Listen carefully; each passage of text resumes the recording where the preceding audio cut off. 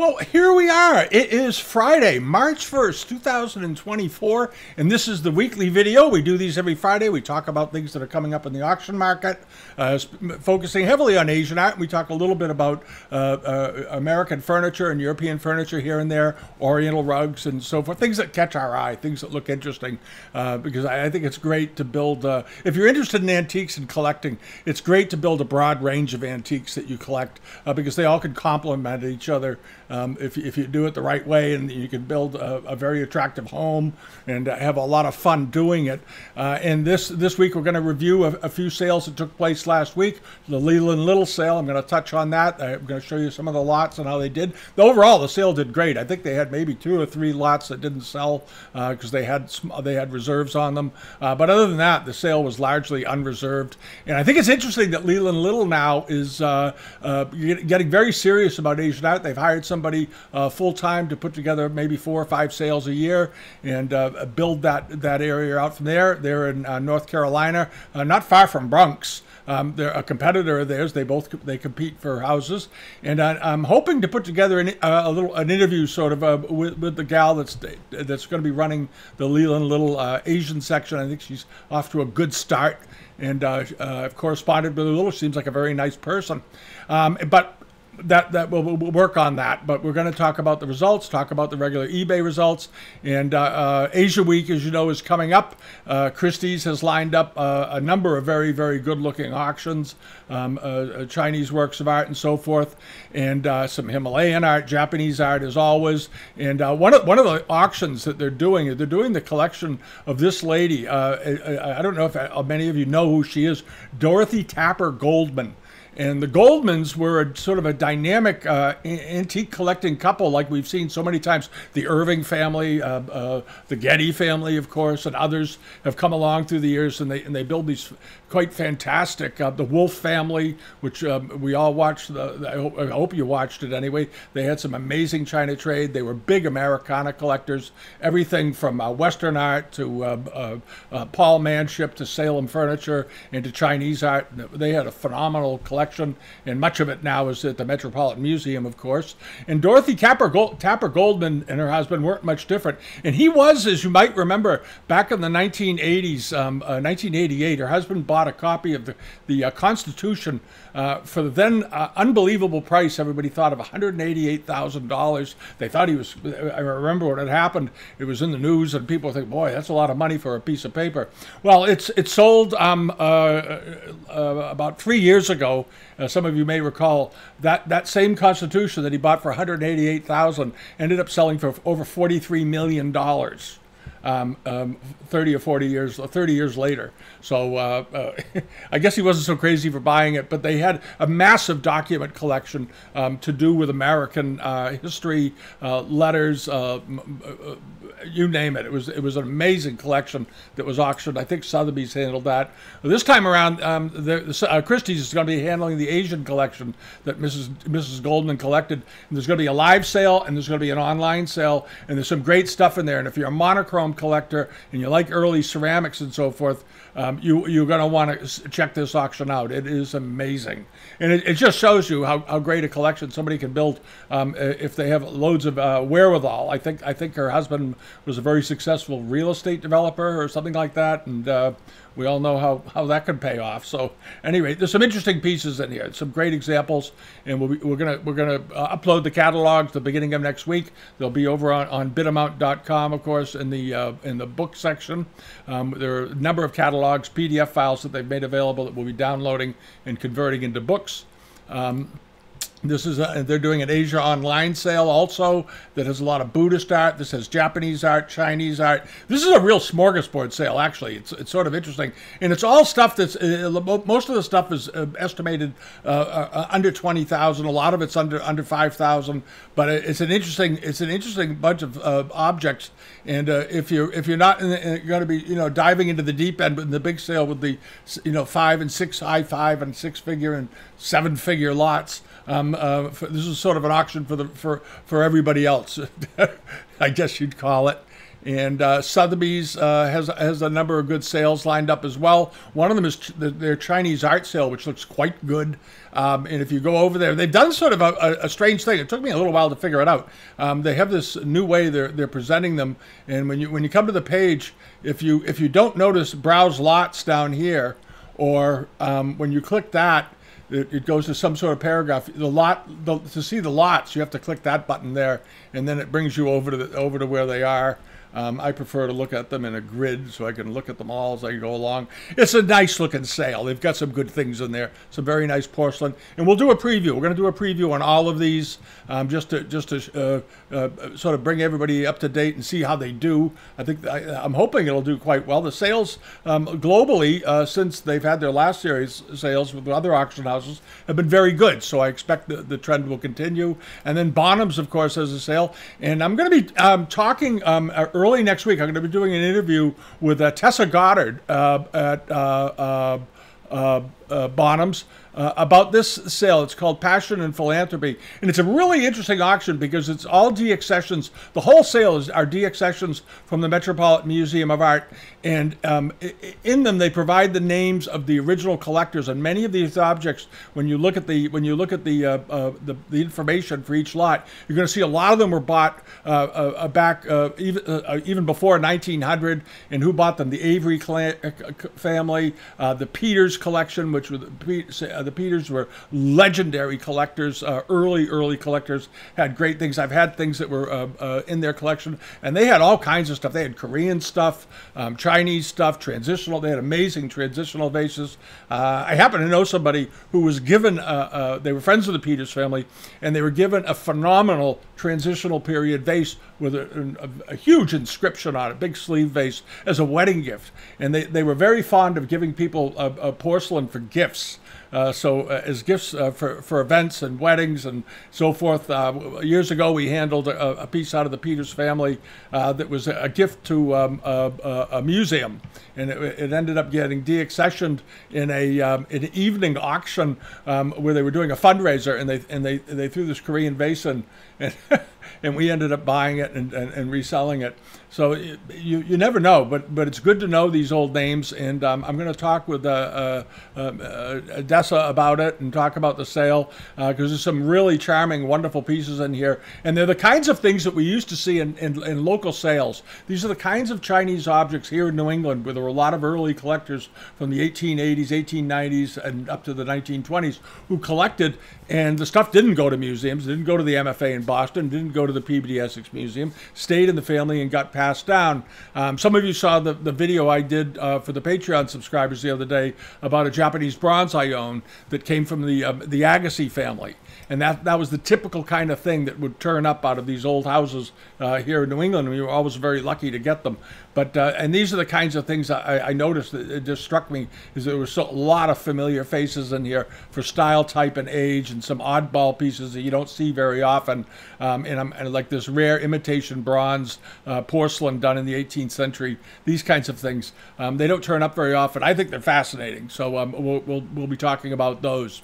All right, now on to things that were sold on Live Auctioneers. This is the Patreon page. We just updated it today, by the way, because there were a whole bunch of sales that closed in the last few days. And I was waiting to reload the pages because there were so many auctions taking place. The Gallery Zach sale took place today, and I had a lot of inquiries about it. And Gallery Zach, they get good things, but I'm always very leery because they seem to run a little fast and loose with dating, and as some of you have experienced. So they had the sale. Some questionable things did awfully well, and some good things did fine. So it's a typical auction situation. Another thing that's coming up, and I don't recommend the auction for Asia Week there. Heritage Auctions has a sale coming up, and they have a lot of fakes and copies in the sale. So if you're browsing that auction, be extremely careful, because from what I could tell, from what I saw, it was over 90% of the stuff was out of period. Mostly a lot of contemporary ceramics. And they don't seem to really, I don't think they really have a handle on what they're doing down there. But in that auction, at the end, are several lots of very good reference books that I think are woefully undervalued, with starting prices of $1. This is one of them. And I don't understand it, but they didn't bother listing what the books were. They just said 9 decorative art books. That's it. So you have to go over and crane your neck a little bit to read it. But if you look at this one, it's a pretty good lot. And one of them is the Bath Museum inaugural exhibition books. Book 1 and book 2. And if you're into early bronzes, early jades, early carvings with great histories, that set is worth buying. And then you have decorative arts too. And this is from the National Gallery. And this is a great book.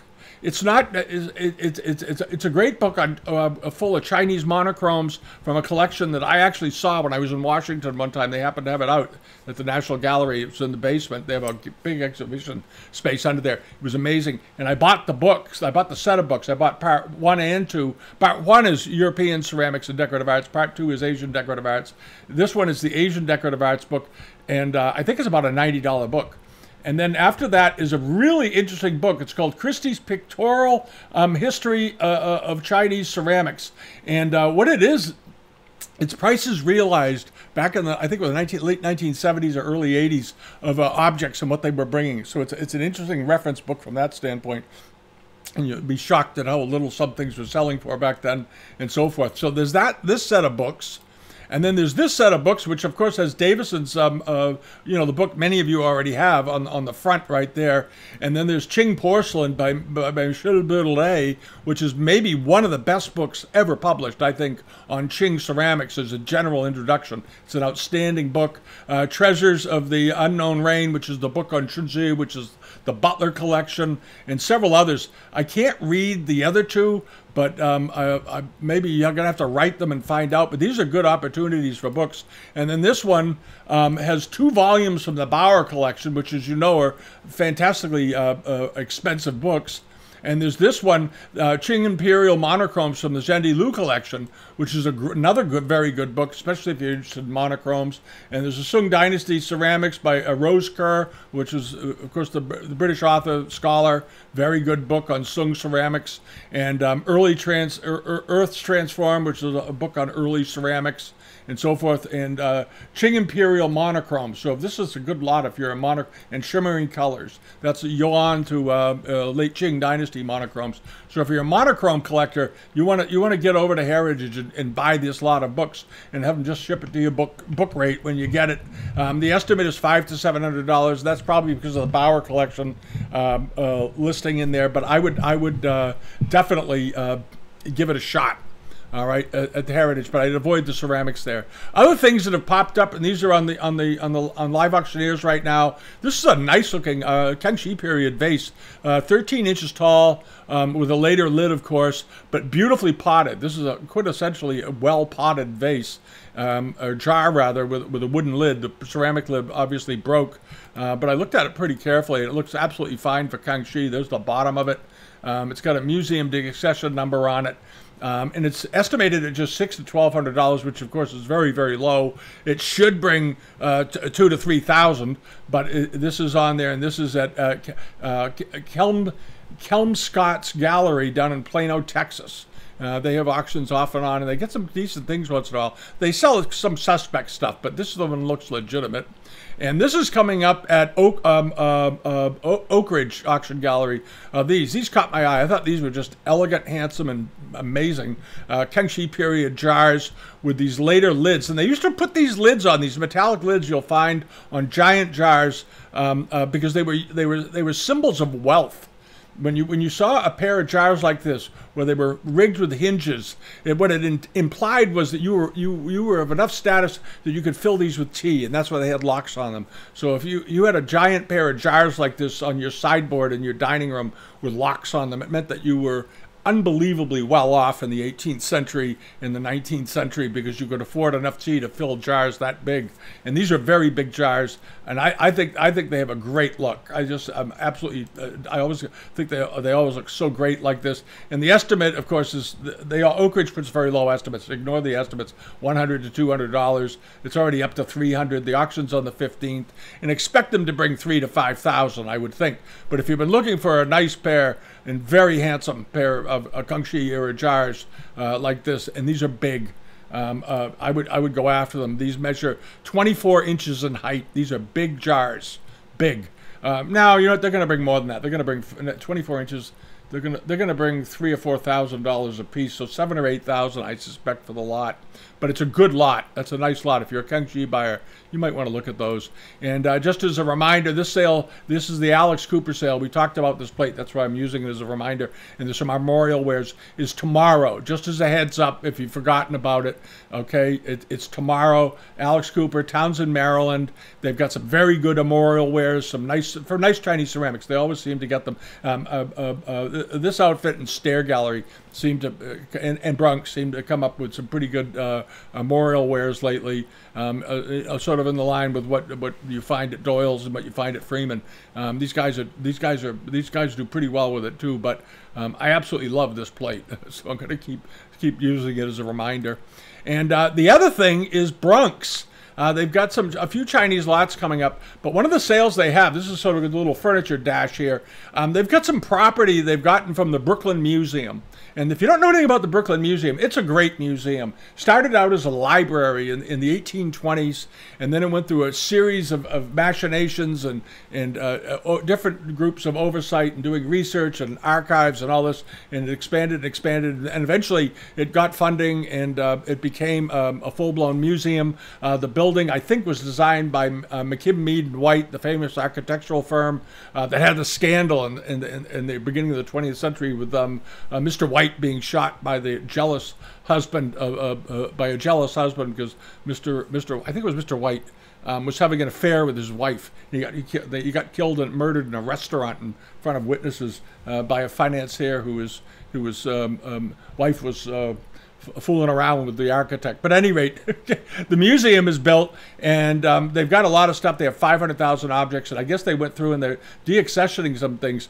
And if you're familiar with the museum, you might want to check this auction out. It's not a huge sale. It's 155 lots, but there's some very interesting pieces of early American furniture in here, and some European furniture, some great bits. I'm just going to take a look at a couple of them before we move on, just to give you an idea. There's this. They call it a turkey breast cupboard, and they call it a turkey breast cupboard because the way it comes out in the front, it's not a straight line across. It comes out at an angle in the front like a V. This is sort of a V shape here and then back, and they call that a turkey breast cupboard. And instead of being bowed or straight across, it's bowed. It has this shape to it. And this is a pine example, but it's a very nice early American piece, and it came from the Garbish collection. And the Garbishes were major. They were one of the most famous collecting families in America. Colonel Garbish had an amazing, massive collection of the finest early American furniture. Much of it was donated to institutions and museums, and then they had sales of some of it. And this is a piece from it. And this is a very fine example. The glass is so clean you can't see it, but there is glass on those doors. And the estimate is very, very reasonable. $1,000 to $3,000 with a $500 opening bid. Nice piece of furniture for your house, for a dining room, or in the corner of a kitchen, or a corner of a living room, or something to display things. You could fit a lot of nice Chinese porcelain on those shelves, and rig in a little lighting to them, and you're there. All right, and then there's a superb pair of Federal period, very large knife urns. These are knife boxes, and they go on a sideboard. If you have a nice sideboard in your house for entertaining, these things open up like this. The tops lift off, and it's where you fit your silverware, where it stays until you need it when you're having a dinner party, and then you pull it out. Not everybody has one, but these are a beautiful pair, and they're spectacularly well made. The estimate is very, very cheap, $2,000 to $3,000, and they measure 32 inches tall. So they're just a little under. They're 4 inches under being 33 feet tall. They're big, but boy, are they elegant. And I think the estimate is extremely low. All right, and then on to this. This is the last thing I want to mention. If any of you are doing anything with your house, there's several architectural lots in here. The museum is redoing, I guess, some rooms, and they're selling off some unneeded architectural elements. And one of them, I saw this. I went, holy mackerel! It looks like it's probably. I think they think it's from Connecticut too. Connecticut Valley. This Connecticut Valley door, very elaborate. This is how they built them. This was for a very, very fancy Georgian house. during the colonial period. Spectacular panels, flat columns up the sides, and then all these dental moldings across the top. And if you've got a home that can take it, maybe a house with a nice brick house with a colonial front on it, you could give yourself a heck of an entrance. Buy this. All right. The estimate is $1,000 to $1,000. An amazing piece of millwork. I hope somebody buys it and puts it to good use on the exterior of their house. Give it a fresh coat of paint and put it up. I think it would look great. This is a long way, I know, from Asian art, but I appreciate this stuff so much because I live with it. It's all around New England. I go by doorways that look like this every time I drive through downtown Gloucester, the Sargent House or other houses, or into Salem, where they have a lot of these early American houses. Because Gloucester was founded in 1624, 1628. I think it was 1628. It's a very old city, and you find. Of course, by the 1700s, we were a very well-established city, and there was lots and lots of wealth and lots of very nice houses with elegant doorways like this. It was a sign of status when they did that. But at any rate, all right, and then over to this. All right, so check that out. This is the Brooklyn Museum of Art stuff. Going to be at Bronx, and there is some Chinese stuff scattered through some of their sales coming up as always. But I wanted to mention that because if you're a fan of the Brooklyn Museum, and you might see something in there you like, and you can buy it and get it sent to you. Some nice andirons too, if you're looking for andirons for your fireplace. All right, and then over to this. This was that set of 10 gouache paintings. Ended up selling for, and I thought these were great, Chinese export gouaches of tea making, tea harvesting, and so forth. And these were absolutely fantastic. And I think I think these were absolute steal. And they all have Martin Gregory stickers on the back because he sold them originally. And I'll guarantee you, Martin Gregory got $1,500 to $2,000 a piece for these. So somebody took a bath on these and bought the lot for $3,500 plus premium for or about $4,500. And this isn't a knock on material culture. It just shows you how much this market has slid. And a Chinese export, these gouache paintings, I think, are such a great buy right now in the market. I think they represent such a value for what they are. I urge people to buy them because it'll come around and eventually, things catch on. We just talked about the Declaration of the Constitution, 188,000 to 43 million. I'm not saying that'll happen with these Chinese paintings, but they're not going to go any lower. I can't imagine them going any lower. And I think if you're a collector and you're young, you might want to look at things like this. But at any rate, they ended up going for about $4,500 with the buyer's premium. I thought that was a fantastic buy. And then over to Leland Little. Overall, they did very well. And I want to just pop through a couple of lots. One of them was there were two of these. This is the better one. This is an 18th century, probably Qianlong period, silver metallic thread dragon roundel. It was just spectacular quality when you pulled it in. I hope you took a look at it. This was really beautiful, and it sold for $16,000. So with the buyer's premium, you're up around $20,000. But amazing quality and in beautiful condition. There's the back of it. It's on a black cloth, and it was obviously cut from something. That was a very, very nice example. And then they had these very colorful rank badges, probably first civil rank badges, first civil rank badges don't turn up very often. And these were excellent examples. And they ended up going for, with the premium at about $6,000. $4,800 plus premium, but they were wonderful pair of badges. And then the big Kangxi bowl, I thought this was great. I loved the plain blue background with these lotus petals coming up around the side.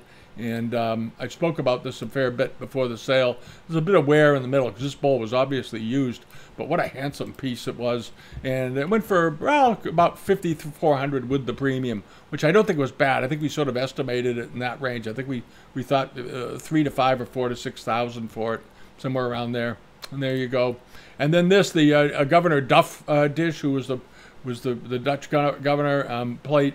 This ended up doing it did what they normally do. It brought $2,000. Sometimes they bring a little more. Sometimes they bring a little less. This one sold for $2,000 plus your premium, so around $2,400. But rare, very desirable, very, very collectible always.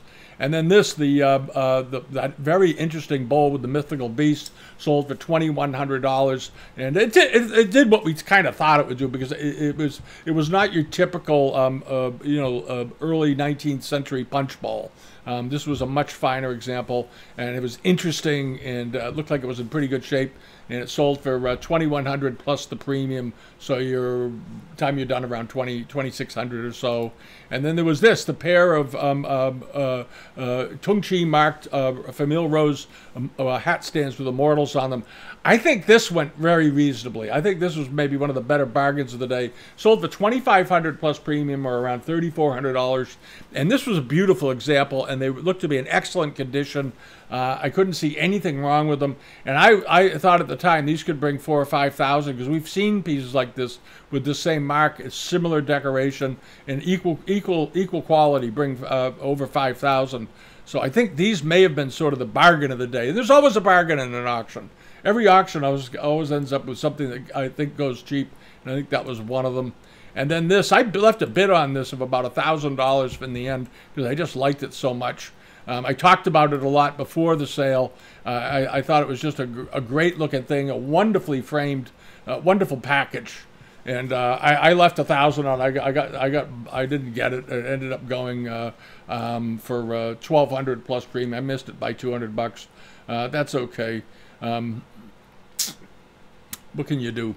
Or maybe I left $1,100. I forget, but I left a bid on it and didn't get it. Somebody, I guess there were just the two of us chasing it, it seems. Maybe I left $1,100. But at any rate, nice object. I hope the guy enjoys it, or the woman enjoys it, or the family enjoys it. I thought that was just such a striking piece of art. I really did. All right, and then this shows you what relative bargains Japanese art is compared to Chinese art. You have this stupendously beautiful, probably Edo period lacquer on stand with this fabulous looking Fu Lion, all gilt wood, beautifully done. And this was a big piece, as you may recall. We talked about it. It's 16 inches wide and 16 inches tall. This was a big piece of lacquer, and it sold for only $1,200. And that just illustrates, I think, if this were a similar quality thing from China, from a similar period, would have brought 6,000 or 7,000 easily. And being it's Japanese, and the Japanese have gone to sleep in the market, it's a great opportunity for people to collect and build up something, a nice collection, before that market catches fire, because it will. All markets are cyclical, never forget it. And then over here, that's sort of it for the live auctioneers thing. There's a bunch of new things. We just updated it today, and we'll be updating it a bit more tomorrow in the morning on the... We're going to put some of the links in there for Christie's and Sotheby's and so forth. Then we'll get the catalogs uploaded on Monday, or Monday, or at the latest Tuesday. All right, now on to bid amount and the newsletter page. Everybody, a lot of you subscribe to this. If you don't subscribe to the newsletter page yet, just come here and sign up. Hit the sign up thing here. We just all we need is your email address. We don't even want your names if you don't want to give them. We don't rent the list. We never do. We've been asked to rent the list many times. I will admit that we have had a lot of people asked to rent our mailing list, and the answer is always the same: no, because I made a promise 9 or 10 years ago. We started the newsletter page. I think that we're up to 519 volumes of the newsletter. And I made a promise early, the first week we did it, that we'll never ever share the mailing list. So feel free to put it on there. It doesn't go anywhere. And the things last week did pretty well. There's quite a bit of stuff on there. And I want to walk through some of the prices just to give you an idea of what's happening on eBay. These are all eBay listings, of course. Whoop, there we go. This pair of plates, a nice pair of 18th century so export market plates. There was a single plate that was being sold by, this was from Miguel Ari over in the UK. He had a single and a pair. This pair brought $260 for the pair. Very pretty plates, very fine quality as always, and I think that was a perfectly reasonable buy. I think in today's market, $130 a plate plus shipping, and it's what was the shipping on those? Very reasonable. $45 for the pair from England to here in Gloucester, Massachusetts. So his shipping is always reasonable. And then he had this bowl. This was that bowl I talked about. I thought it would be a great bowl for the center of a table. It's a 19th century example, but very pretty, nicely done, big. This was, I think this was pretty good size, wasn't it? It was like 10 inches across or 14 inches across or something. As I recall, it was around 40 centimeters. There it is. Yeah. So it was around 15 inches in diameter. Ended up doing $721. Not a bad buy. Very nice piece of porcelain. And then over to this was the Kangxi bowl with the unusual Shao characters and these Buddhist sort of lotus scrolls, lotus vines with lotus blossoms coming up in between them, going around the bowl. I thought this was a really nice bowl with the Chenma mark on the bottom. Didn't have a Kangxi mark, but as you know, everybody knows Chenma marks are often used on Kangxi wares. And the bowl ended up doing well. It brought $1,032. Had a couple of hairlines in it. It wasn't absolutely perfect, but it was a very attractive pattern. Visually very successful, and I like the blue, the dark blue, the light blue, and the white mixed under the rim. Very attractive. All right, and then over to this, the big vase. We talked about this last week. I thought this faceted vase, I thought it was rather striking. Nicely done, 19th century, but a very desirable type with those nice little Buddhist beads hanging at the top, and well decorated all the way around. When you look at it, there's a sense of scale to the piece. Good-looking porcelain. In the end, it did well. It brought $1,691. But it's big. It was in good condition, and they don't turn up that often. And we've had similar examples of these. And this is the price range. We talked about what they bring. We thought $1,200 to $1,700, I think, is what we said on it. But that's sort of the range for them. It's a nice porcelain. They're nice porcelains. And this was being sold by Knight Heron. They get good things. They're nice dealers. They're in New Mexico. All right, and then over to this, the silks. Let the page load. There we go. This big silk panel. This isn't two panels. This is a detail of the dragon here. It's a little confusing visually, but it was a very nice example, and in the end, it did well. It was a 19th century, mid-19th century silk. Ended up bringing $2,650, and this was from this textile dealer. She gets a nice thing. 1860 to 1960 is her username, and she's in San Mateo, California. She sells textiles mostly from all over the world, but every once in a while she gets a good Chinese robe, good Chinese rank badges, and she knows how to list them, and she always does well with them. But they're always good quality. You don't have to worry about any shenanigans with her. From what I've seen, she seems to do a good job. And then the fan. I think this fan was sort of a little bit of a bargain because it was a very unusual fan. And I think people looked at it and they said, "Oh, it has wooden blades, so yeah, it's not ivory and it's not enameled, silver and enamel." But what it has is it has these sort of like a brush-shaped devices painted onto the wooden blades, front and back, and that's a really unusual aspect. And if you're a fan collector, I hope you bought this because this is an unusual edition. The outside with the figures and the landscapes and all that is very typical. It's almost a stock thing with these. But the inside of them painted this way, with each blade decorated, either with people or with flowers, is quite unusual. And the back of it, I want to get around to the back of it. It's quite striking too. When you flip the thing over, it's done like this, and this is sort of the idea of how they do screens. The front of the screen is very heavily decorated, and the back of it a little more sparsely decorated, but nice quality. And they did the same here. In this one, they put fruit on the back, fruit and butterflies. Very nice. I thought that was a nice fan. So good on whoever got that because they only paid $530 for it, and I think it could have easily been justified to sell for $1,000 because of its such an unusual type and form. And then this grisaille dish, and this was from Decor Arts Limited, nice 18th century placed the goddess in the clouds with a gilt rim on it, in very good condition, sold for $550.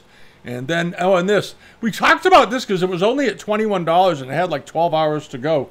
And I pointed it out because somehow it had sort of seemed to have slipped through the cracks with everybody because it was closing, it closed Saturday at 8 in the morning. Closed just a few hours after, within 12 hours of us basically putting out the newsletter. And nice Kangxi plate. It's got some wear to it, yeah, but it's legit. It was real. And I guess maybe one of you bought it or something because it jumped at the end and it went up to $427. But it was languishing at around at about $20 on Friday, the day before. And I had no idea how that happened. But at any rate, it did. All right, and then on to what's coming up this week on the newsletter page. This popped up. This has been on there. It's got 2 days. This turned up this week online, and it's being sold by Trust Gives over in the. I think this is in the UK, right? Yeah, in London. Nice big Kangxi jar. It's a big jar. Look at the bottle of Beaujolais that's next to it. It is 44 centimeters in height, so it's about 17 inches in height. That's a big pot. It's up to $1,534. Should get up to $4,000 or $5,000. That's a nice piece of porcelain. It's a big and it's wide. It's a bit. So it reminds me of those late Ming guans that are around. I have one in my dining room. There's great big ones. I love those, and it's rather gutsy and well decorated. So we'll see how that does. That'll be on the newsletter page this week, and not that. This Yongshen with iron red decorated. This is being offered by Shangri-La. And I hope anybody hear that? That's my dog April. April, what's up? What's up, April? What's up? You gonna speak? You gonna speak? No? No, she's just licking her lips. I think she's getting ready for a treat. Anyway, this Batavia decorated dish. Nice, it's an interesting piece. It's the kind of thing you find in Northern Europe, up in the Netherlands very often. With this Batavia brown and then iron red decoration. It's only up to $66. It closes Sunday. I ought to bring a couple of hundred. It's a good plate. It'll be on the newsletter page.